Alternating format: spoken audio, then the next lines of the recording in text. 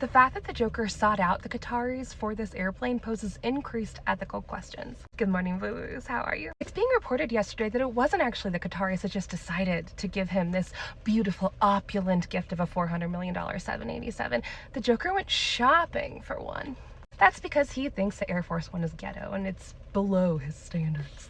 And the Qataris have been trying to get rid of this airplane apparently for the last 4 or 5 years because they already have a new one that's better. But he asked them for it, which absolutely means that they're going to be expecting something in return. So all of these representatives that were being interviewed saying yeah, it's fine, we love gifts, I think that that's great. You need to reevaluate that because it wasn't a gift. He asked for it. If you were selling a vehicle on Facebook Marketplace, even though you've already got a new vehicle, you don't even really want that thing anymore, there's no way that if someone just reached out to you and was like, hey, can I have that please? I'll be your best friend, that you would agree.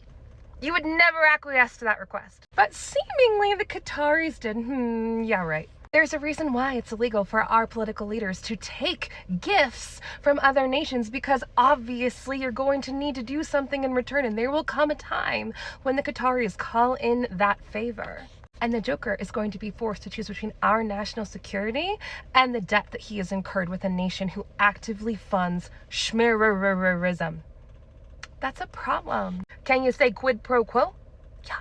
Speaking of quid pro quo, the Joker administration has also decided that we, you and me, all of us taxpayers, are going to be giving the family of Ashley Babbitt $5 million because she passed away during the Kager 4 Januaries ago. Ashley Babbitt was the original MAGA who effed around and found out when she tried to break the window into the Capitol Rotunda.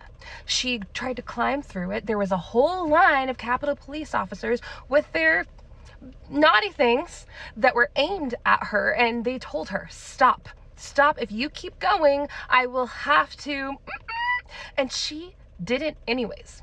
Yet she persisted and it didn't work out for her. She should have just complied, right? But no, he believes that her family needs to be rewarded for her bravery. And yes, this could just be rage bait, this could just be inflammatory in nature, but I think it sends a message to everybody who's willing to commit political naughtiness that starts with a V, that you can do that and you and your family will likely be royally rewarded for it. Quite frankly, I believe that that's what happened to that guy in Pennsylvania.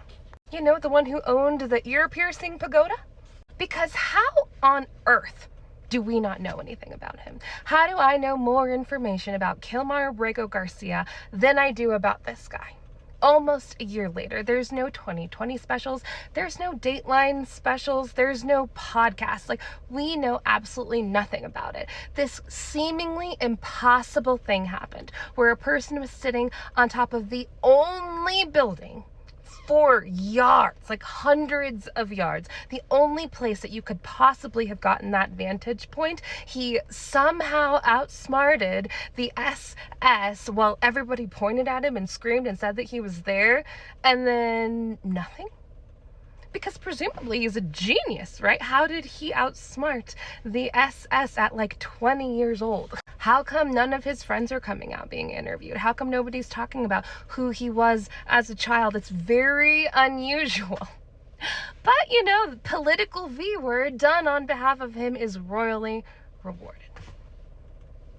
Just saying, for entertainment purposes only, that's what I think about it. But doing your job is absolutely not rewarded in the Joker administration. They already fired the person who came out and said that they made a mistake about the Kilmar Abrego Garcia case, the one who just admitted it and told the truth. And yesterday they indicted a congresswoman who was just doing her job and conducting oversight at the ICE facility. They've dropped the charges on the Newark mayor, but they've officially decided that they want to indict the congresswoman for impeding official ICE proceedings.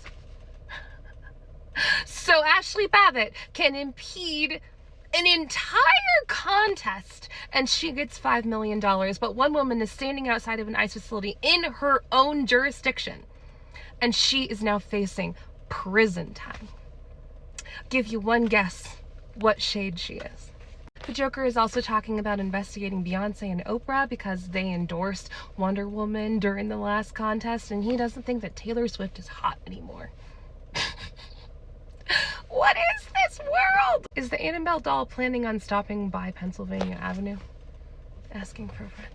No matter what happens today, guys, I hope you guys know that I love you so much. If you find something sparkly, if you're excited about something, will you comment it down here for me? Because I need to hear it. There's a lot of darkness, but you guys truly, genuinely are my light. My videos are still being throttled, so if you wouldn't mind just hitting that share button, doing the copy link little thing like you're going to send it off of TikTok. I don't care if you do. I'd love if you did. Share this video with somebody that you think is going to like it. And as always, keep your eyes up, keep your feet on the ground. I'll see you next time. Ta-ta.